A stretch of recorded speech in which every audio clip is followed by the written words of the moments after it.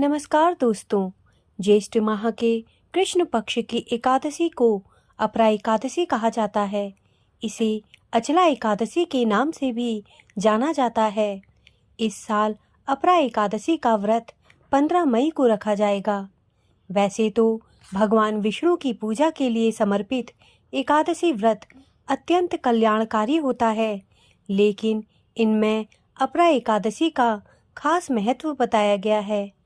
इस विशेष दिन पर भगवान विष्णु की उपासना करने से साधक के सभी दुख और दर्द दूर हो जाते हैं। ऐसी मान्यता है कि इस दिन भगवान विष्णु की पूजा से भगवान तरक्की और मोक्ष का वरदान देते हैं। दोस्तों, पंचांग के अनुसार ज्येष्ठ माह के कृष्ण पक्ष की एकादशी तिथि की शुरुआत 15 मई दिन सोमवार को प्रातः 2:46 पर हो रही है।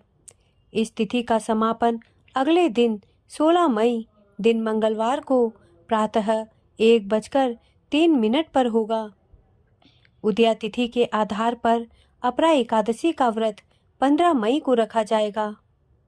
15 मई को अपरा एकादशी के दिन भगवान विष्णु की पूजा का शुभ मुहूर्त सुबह 8:54 से सुबह 10:36 पर है। दोस्तों, अपरा एकादशी व्रत का पारण 16 मई दिन मंगलवार को किया जाएगा। व्रत पारण का शुभ मुहूर्त सुबह 6:41 से सुबह 8:13 तक रहेगा। जो लोग अपरा एकादशी का व्रत रखेंगे वे इस शुभ मुहूर्त पर अपने व्रत का पारण कर लें।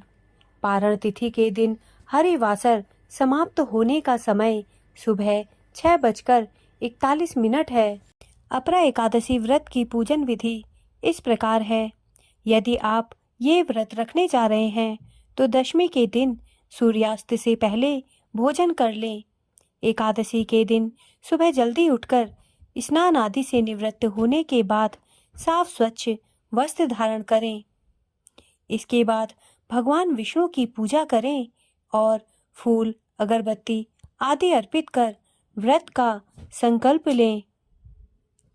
इस दिन भगवान विष्णु के साथ माँ लक्ष्मी की भी पूजा की जाती है। श्री हरि विष्णु को केला, आम, पीले फूल, पीला चंदन, पीले वस्त्र चढ़ाएं। फिर ओम नमो भगवते वासुदेवाय का जाप करें। इसके बाद विष्णु सहस्त्र नाम का पाठ करें और एकादशी व्रत की कथा पढ़ें अथवा सुनें। अगर आप कथा करते हैं तो श्री हरि को पंचामृत का भोग लगाएं और आटे की पंजीरी बनाकर भोग लगाएं। विष्णु जी को लगने वाले भोग में तुलसी दल जरूर अर्पित करें। एकादशी के व्रत में पूरे दिन भगवान विष्णु के मंत्रों का जाप करते रहें तथा रात्रि में भगवान विष्णु की पूजा कर फलाहार करें व रात्रि जागरण करें। 12वें दिन द्वादशी को जल्द उठकर स्नान आदि करने के बाद भगवान विष्णु की पूजा अर्चना कर उन्हें भोग लगाएं। इसके बाद ब्राह्मणों को भोजन तथा दान दक्षिणा देकर विदा करें।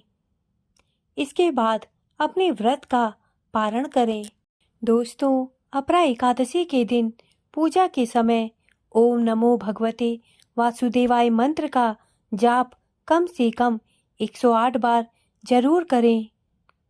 अपरा एकादशी के दिन कुछ उपाय करने से माता लक्ष्मी तथा भगवान विष्णु की कृपा बनी रहती है।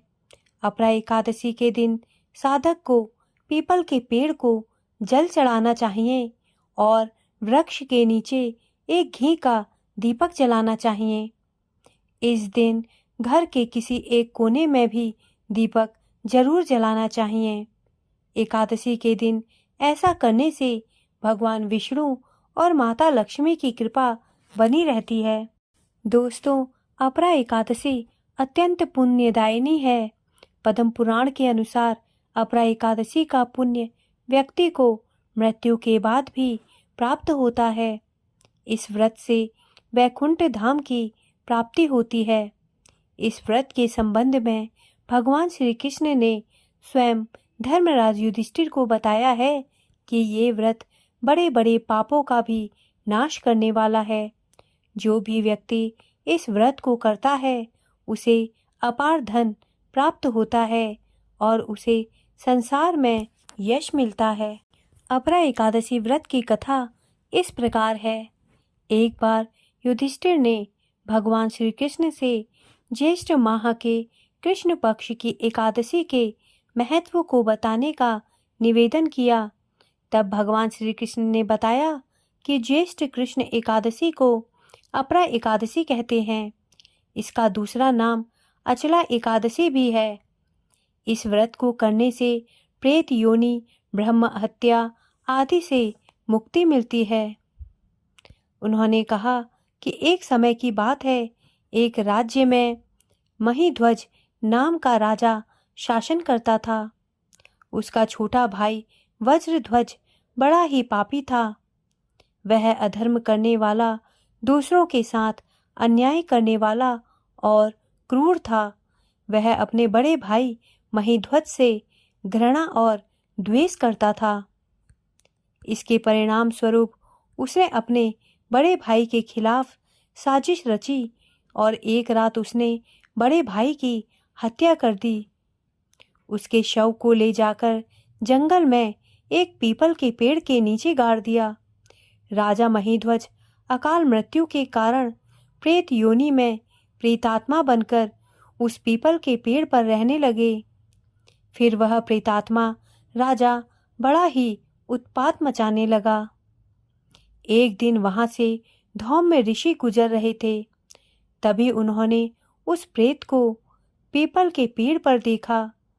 उन्होंने अपने तपोबल से उस प्रेत राजा के बारे में सब कुछ पता कर लिया। तब उन्होंने प्रसन्न होकर प्रेतात्मा को पेड़ से नीचे उतारा और परलोक विद्या के बारे में ज्ञान दिया।